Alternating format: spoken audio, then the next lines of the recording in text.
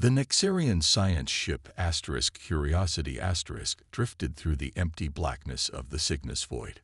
Captain Zarvan stood on the bridge, his four eyes blinking in sequence as he studied the strange readings on the main screen. "What do you make of it, Science Officer Trill?" he asked, pointing a slender blue finger at the pulsing dot. Trill, with scales that shifted from green to purple as she moved, tapped at her control panel. "It's unlike anything in our database, Captain. The energy signature doesn't match any known cosmic phenomenon." "How far?" 3 light hours, sir. We can be there in 2 standard cycles if we divert from our mission." Captain Zarvan didn't hesitate. The Nexarians had built their civilization on discovery and knowledge. "Set course. Let's see what's out there." The Curiosity shifted direction, its smooth hull gleaming as it accelerated toward the unknown signal. The crew buzzed with excitement. New discoveries were rare in this well-mapped sector.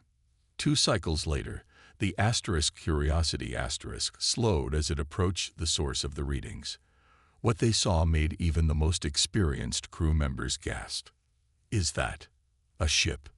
Trill whispered. Floating silently in the void was a massive vessel. Its dark hull was scarred and pitted from centuries of micro-impacts. Strange symbols were painted on its side, symbols the Nexarians recognized from ancient records. "Human," Captain Zarvan said quietly. "It's a human ship." The bridge fell silent. Humans were legends now, fierce, ingenious beings who had vanished centuries ago during the Galactic Realignment Wars. Stories described them as dangerous but remarkable creatures, capable of extraordinary adaptability and surprising strength for their size. "Scan it," the captain ordered. Trill worked her console, then looked up in shock. "Captain, the ship is at least 700 Earth years old according to carbon dating. But that's impossible." "What is?" "Its defensive systems are still operational." As if to prove her point, a section of the ancient ship's hull shifted. A weapon port opened, and something within began to glow with building energy. "Evasive action," Zarvan shouted. The Curiosity barely moved in time as a beam of concentrated energy cut through the space where they had been. The Nexarian crew stared in disbelief. Technology from 7 centuries ago should not be functioning, let alone be capable of firing with such precision. "Keep your distance," the captain ordered, "but maintain observation." Over the next several hours, the Nexarians tried various approaches, but each time they crossed an invisible boundary around the human vessel, its defensive systems activated with frightening efficiency. "It's protecting something," Trill said finally. "After all this time, it's still guarding whatever is inside." Captain Zarvan studied the ancient warship. Nexarians were peaceful by nature, but they understood the concept of protection. Whatever this vessel was defending, it must have been precious to the humans. "Prepare the long-range probes," he decided. "If we can't go to it, we'll send something that can." As the probes were readied, Zarvan couldn't shake the feeling that they were standing at the threshold of something momentous. The humans had disappeared from the galaxy long ago, but here, drifting in the emptiness of space, a piece of their legacy remained. Still fighting, still defending, still alive in its own mechanical way. The mystery of the lost human ship had only begun to unfold. "Launch the probes," Captain Zarvan ordered.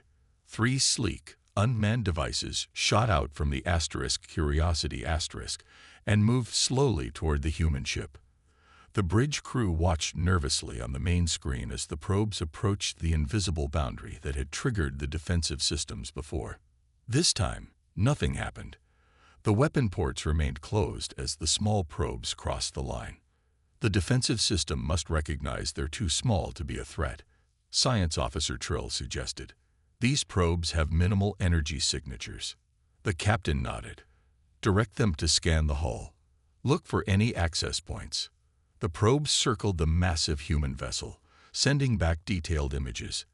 The ship was enormous, at least 3 times larger than the Curiosity. Battle scars covered its dark hull. telling stories of ancient conflicts. Strange symbols marked various sections, some appearing to be numbers, others words in the long-forgotten human language. There, Trill pointed to a small port on the ship's underside. That looks like a data transfer point. Zarvin leaned forward. Can we connect to it? I believe so. The technology is ancient, but the basic principles should be similar enough. Proceed with caution. The smallest probe extended a universal connector and carefully inserted it into the port. For several moments, nothing happened.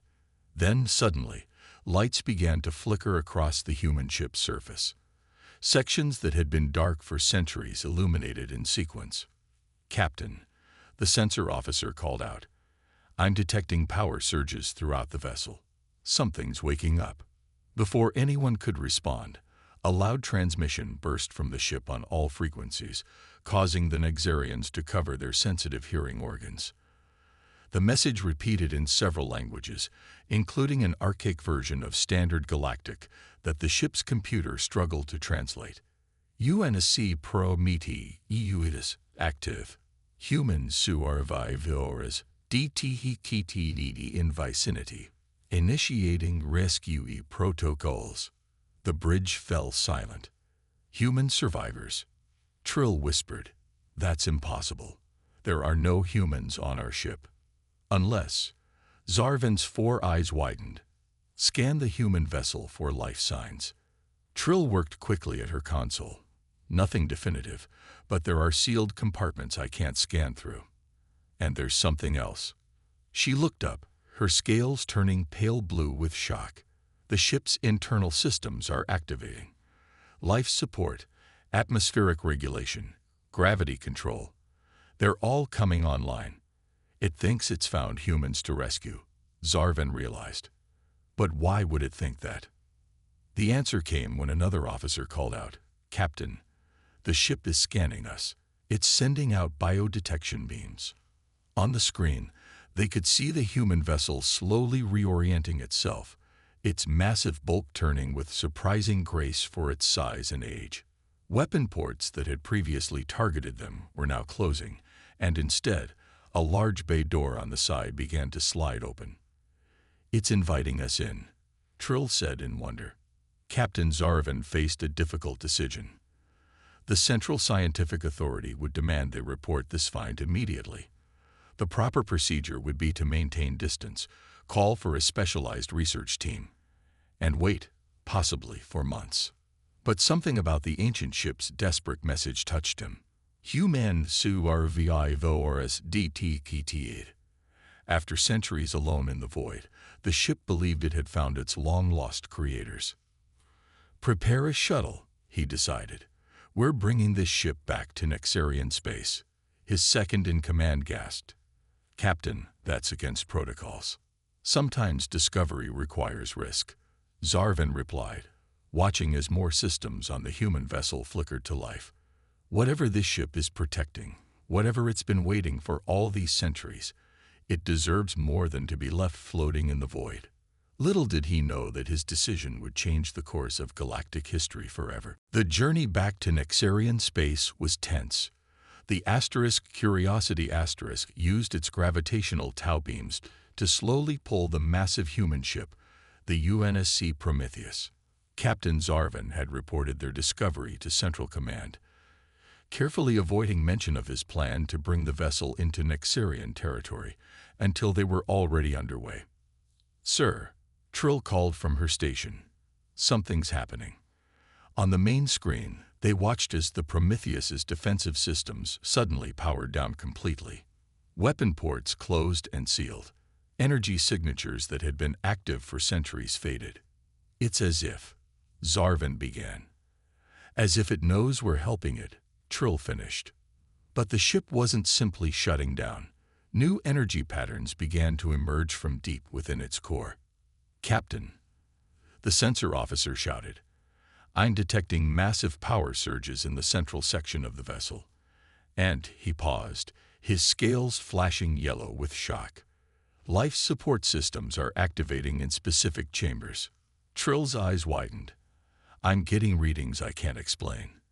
temperature changes in sealed compartments, fluid movements through long dormant systems, and she looked up, her voice dropping to a whisper.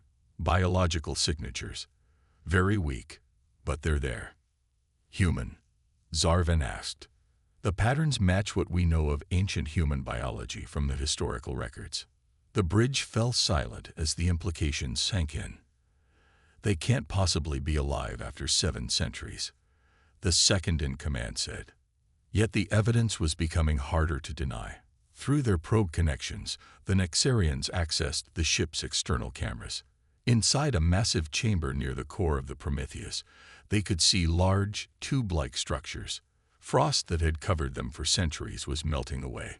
Lights on each tube blinked from red to yellow. Stasis pods, Trill breathed. Some kind of experimental technology. The historical records mentioned humans were working on long-term hibernation methods, but nothing that could last centuries. How many? Zarvan asked. 7 pods are activating. The Nexarians watched in amazement as the first pod's cover slid open with a hiss of escaping gases. A thin arm reached out, followed by a figure pulling itself upright. The being was clearly human.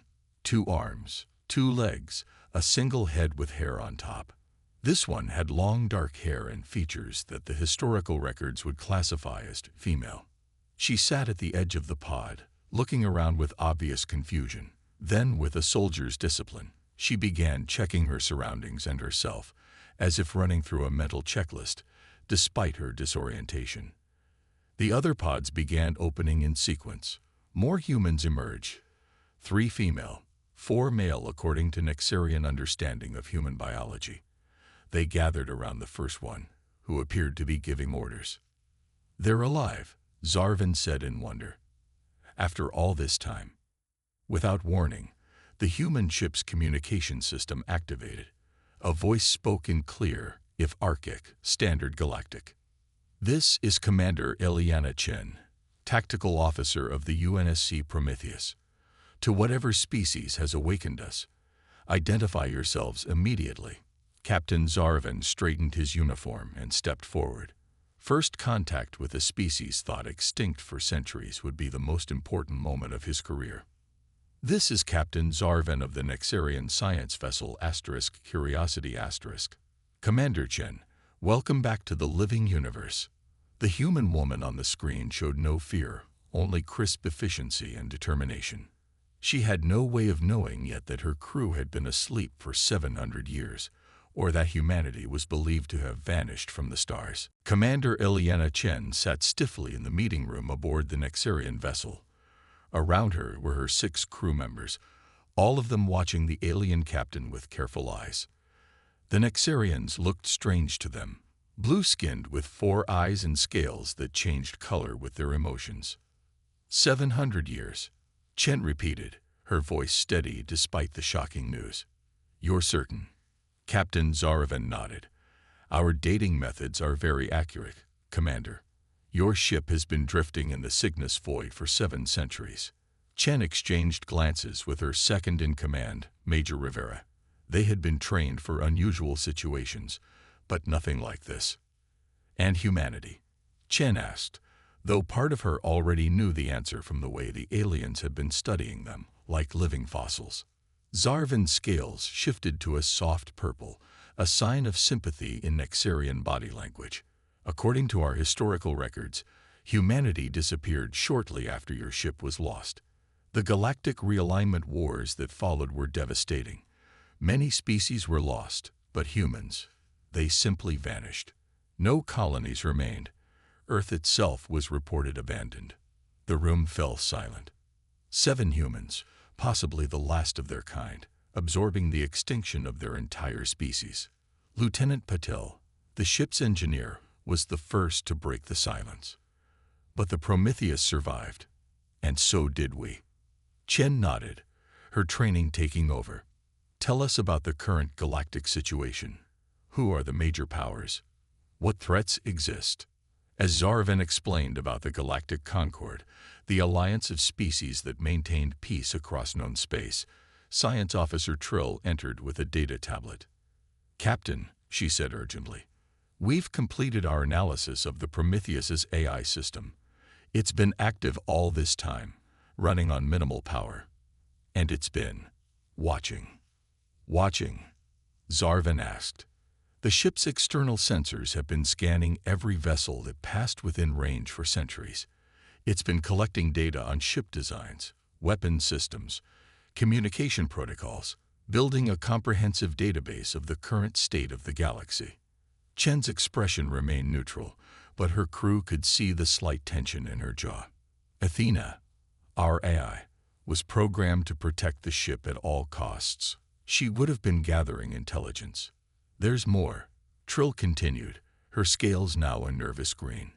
The AI seems to have been looking for specific patterns, comparing passing ships to something in its database. What patterns? Zarvin asked. Chen answered before Trill could. The swarm. The Nexarians looked confused. The enemy we were fighting before we disappeared, Chen explained. A biomechanical collective that destroyed one human colony after another. That's why the Prometheus was built, as a prototype to fight back. She stood up, suddenly every inch the military commander. We need to return to our ship. There are systems I need to check personally. Of course, Zarvin agreed.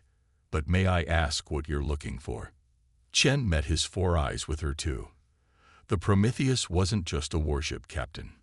It was carrying something much more important, something worth preserving for 700 years.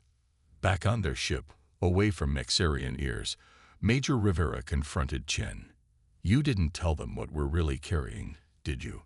No, Chen replied, placing her hand on a scanner that only responded to human DNA. A hidden panel slid open, revealing the secure terminal. The less they know about Project Rebirth, the better. At least until we understand this new galaxy. The terminal lit up, showing a status report. The cargo was intact. The last hope of humanity, preserved for 7 centuries, waiting for the right moment. The Prometheus protected us all this time, Chen said quietly. Now it's our turn to protect what's left of humanity. News traveled fast through the stars.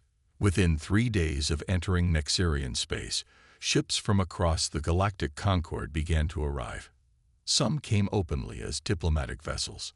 Others lurked at the edges of the system, scanning from a distance. They're afraid of us, Lieutenant Kim observed from the bridge of the Prometheus. Through the view screen, they could see 5 alien ships maintaining position around them. They should be, Major Rivera muttered. Commander Chen shot him a warning look. We're guests here, Major, and possibly the last humans in existence. On the Nexarian homeworld below, Captain Zarvin faced the anger of the Concord representatives in a hastily arranged council meeting. You brought an unknown warship into settled space without authorization. The Vraxian ambassador's voice boomed through the chamber. His species resembled large, upright lizards with ceremonial armor covering their thick scales. A scientific discovery of unprecedented importance, Zarvin corrected. A living connection to a lost civilization. A lost civilization of warriors, hissed the Tellurian representative, her 6 arms moving in agitation. The ancient texts describe humans as unpredictable and dangerous. The texts also describe them as innovative problem solvers who helped establish the early foundations of interstellar law, countered Zarvin. The debate continued for hours. Some members wanted the humans contained and studied. Others suggested their ship should be disabled or even destroyed as a precaution. Meanwhile, aboard the Prometheus, Commander Chen accessed Athena's secure memory banks. System status, she asked. The AI's calm voice filled the small command room. Project Rebirth remains at 97% viability. Primary weapon systems at 43% capacity. Defensive systems at 68%. Chen nodded. Not ideal, but better than she'd expected after 7 centuries. Athena, have you detected any swarm signatures since we were awakened? Negative, Commander. However, my long-range sensors detected 3 patterns consistent with dormant swarm behavior in the past 200 years. The most recent was 27 years ago, in what is now called the Outer Rim territories. Chen frowned. So they're still out there. The probability is 89.7%. The commander stared at the galaxy map ATHENA displayed. So much had changed. New civilizations had risen while humanity had apparently fallen. Commander, Major Rivera entered the room. The Nexarians report that the Concord representatives want to meet with us. They're sending a delegation to the ship. Tell them we'll meet on neutral ground, Chen replied. The Nexarian station. I don't want them aboard the Prometheus yet. They won't like that. I don't care. We need to be careful about who we trust. As they prepared for the meeting, Lieutenant Patel approached Chen privately. Commander, I've been analyzing the Concord technology from the data ATHENA collected. Their ships are advanced in many ways, but they have blind spots. What kind of blind spots? The same ones we discovered fighting the swarm. Their shields aren't designed to counter the swarm's adaptive weapons. Chen nodded slowly. So if the swarm returned, the Concord wouldn't stand a chance, Patel finished. They've never fought an enemy like that. As Chen boarded the shuttle to meet the Concord representatives, she thought about the cargo they were protecting and the difficult choice ahead. The Prometheus carried humanity's last hope, but it also carried the only proven weapons against an enemy these new civilizations had never faced. The question was, would they listen to warnings from a species they thought long extinct, or would they see the humans as a threat to be eliminated? The meeting with the Concord representatives went exactly as Commander Chen had expected: tense, suspicious, and ultimately unproductive. None of the alien species seemed willing to believe that 7 humans could pose no threat to their established order. Back aboard the Prometheus, Chen gathered her crew in the main conference room. They don't trust us, she said simply. Can you blame them? Dr. Winters, their medical officer, replied. We're walking ghosts from a species they thought was extinct. Lieutenant Kim nodded. And we're sitting in one of the most advanced warships they've ever seen. Chen was about to respond when the ship's AI interrupted. Commander, I have completed the full system recovery you requested. Go ahead, Athena, Chen said. A holographic display appeared in the center of the table, showing a spinning image of the Prometheus. Certain sections glowed with bright light. I have unlocked the classified protocols that were sealed before our final mission, ATHENA continued. As the ranking officer still alive, you now have access to information that was restricted even from the crew. The display zoomed in on the core of the ship, revealing a massive chamber that took up nearly a quarter of the vessel's interior. The Prometheus was never just a warship, ATHENA explained. Operation Lifeboat was its primary mission.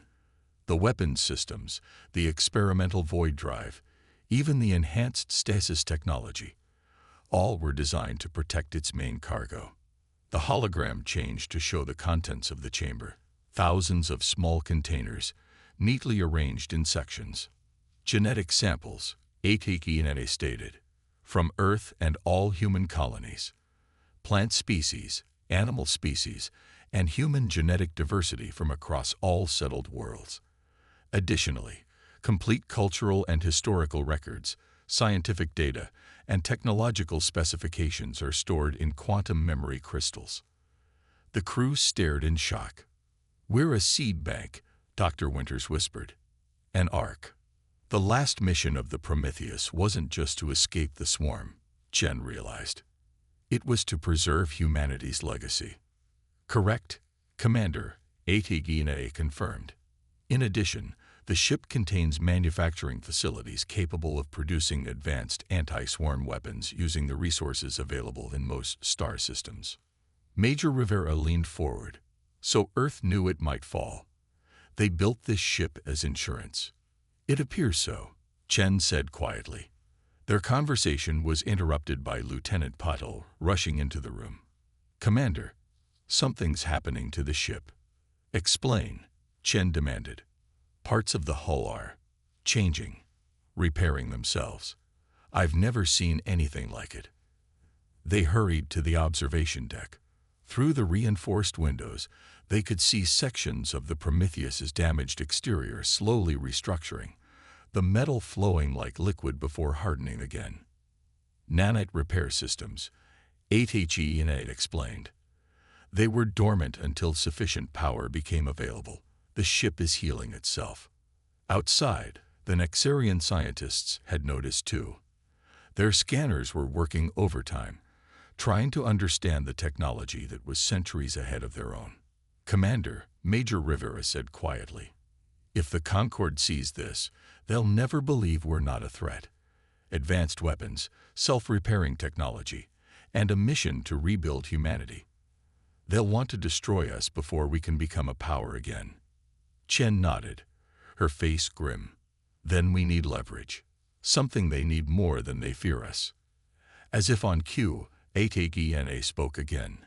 "Commander, I have detected a subspace anomaly at the edge of this system. The pattern matches swarm scout vessel signatures with 97% probability." The crew fell silent. Their ancient enemy might have found them again. And this time, they were the only ones who knew how to fight it. "Show me," Commander Chen ordered. HFY displayed the sensor readings on the main screen. Near the edge of the Nexarian system, a small object moved in an unusual pattern, not the smooth orbit of natural objects or the direct course of ships, but a zigzagging path that seemed to be sampling different areas of space. "That's definitely swarm behavior," Lieutenant Kim confirmed. "They scout that way, taking samples of space debris to analyze local technology." Chen turned to her communications officer. "Contact Captain Zarvan immediately." When the Nexarian captain's face appeared on screen, Chen wasted no time. "Captain, we've detected what we believe is a swarm scout vessel at the edge of your system." Zarvan's scales flickered with confusion. "Our sensors show nothing unusual."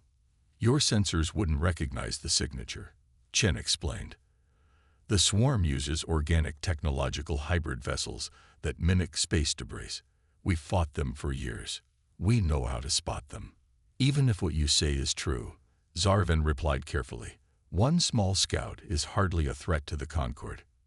Chen shook her head. "That's not how they operate. Scouts collect data and disappear. Then they return in force, targeting the weakest points they've identified." After some debate, Zarvan agreed to dispatch a small Nexarian vessel to investigate the coordinates Chen provided. Meanwhile, the Concorde representatives demanded an emergency meeting with the humans. "This is a convenient discovery," the Vraxian ambassador said, his lizard-like eyes narrowed with suspicion. "Just as we debate what to do with you, suddenly your ancient enemy appears." Chen stood her ground. "We didn't ask to be awakened after 7 centuries. But now that we are, we recognize patterns you don't. The swarm destroyed dozens of human colonies before we developed weapons that could stop them. If this enemy is real," the Tellurian representative said, "then prove it. Share your weapons technology with the Concorde."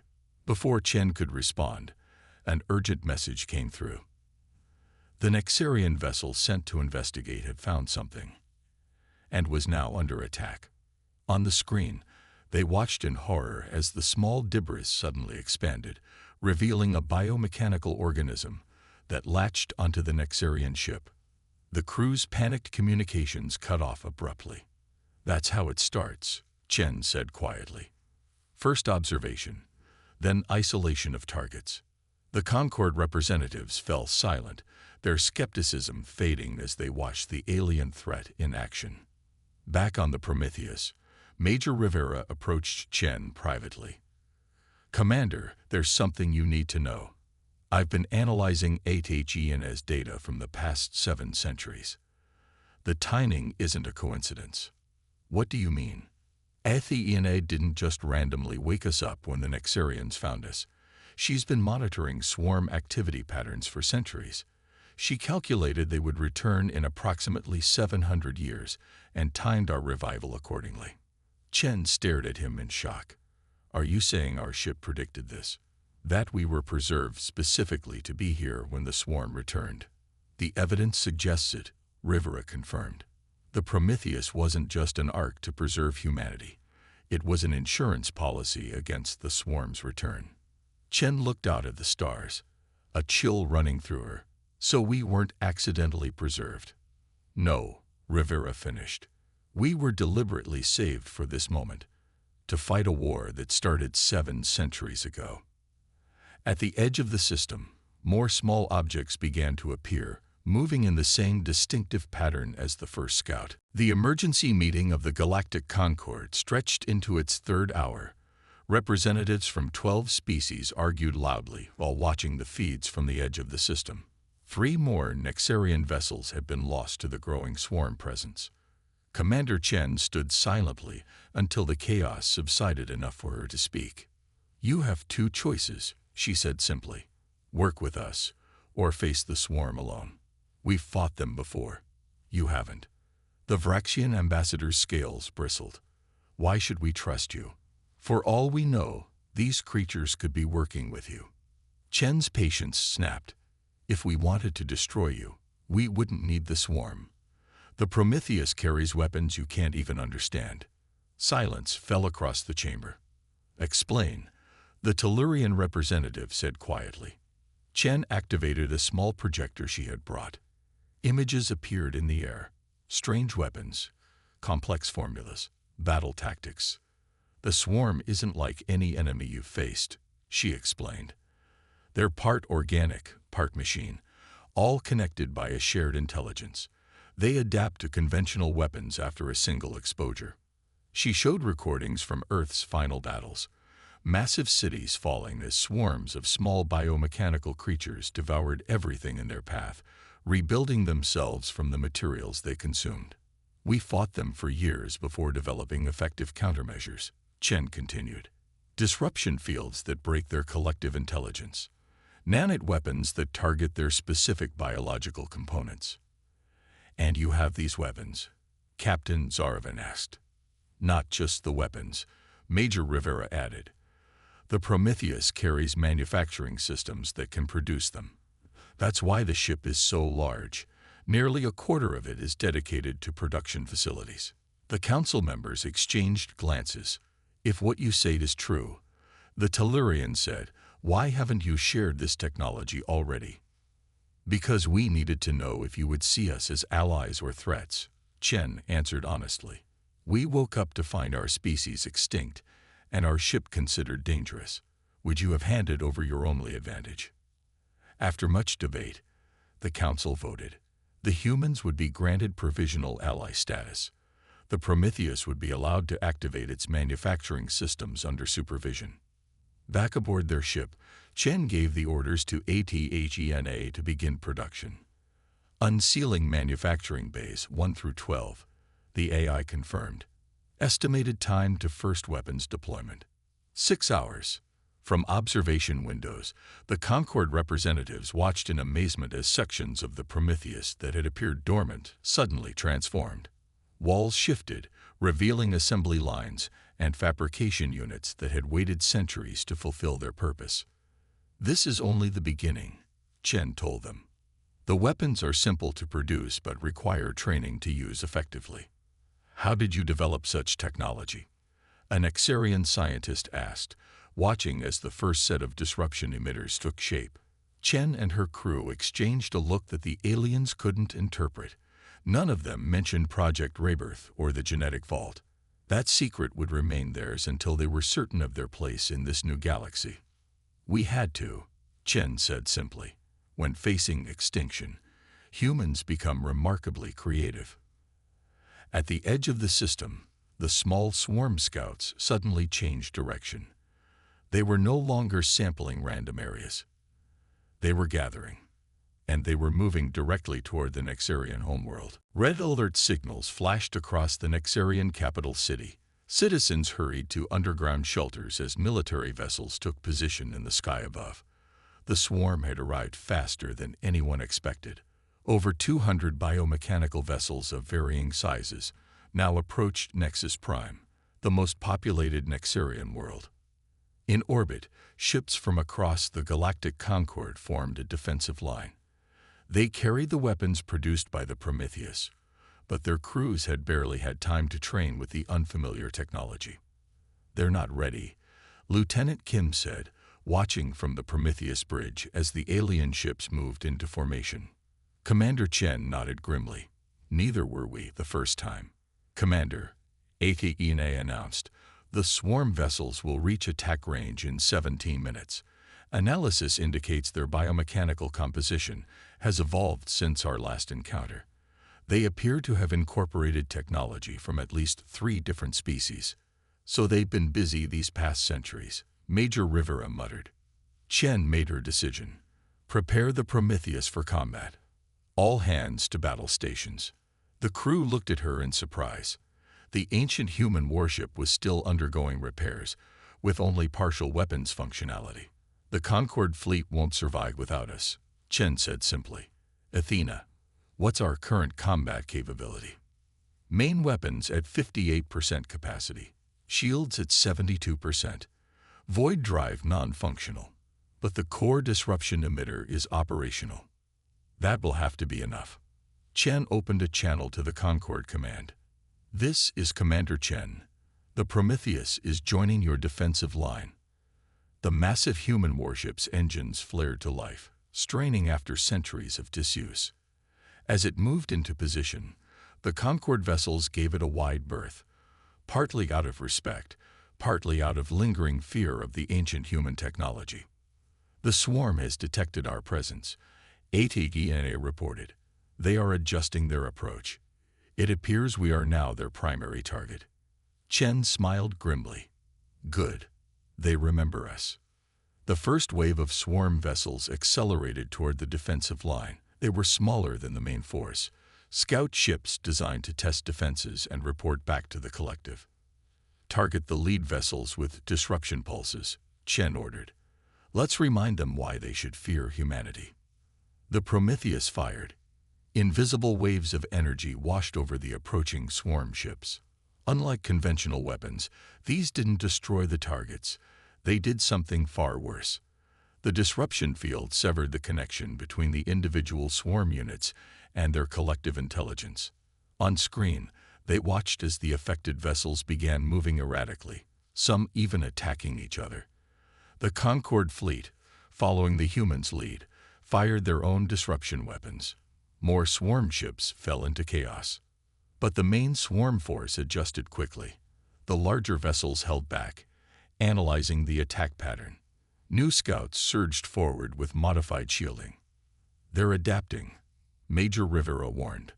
"They always do," Chen replied. "Athena, prepare for close combat protocols. Signal the Concorde ships to fall back and regroup." As the battle intensified, Chen realized this was exactly what the Prometheus had been preserved for. Not just to carry the legacy of humanity, but to lead one final battle against their oldest enemy. The Nexarians watched in awe as the ancient human warship, against all odds, moved to the front of the defensive line, directly into the path of the oncoming swarm. The battle for Nexus Prime lasted 18 hours.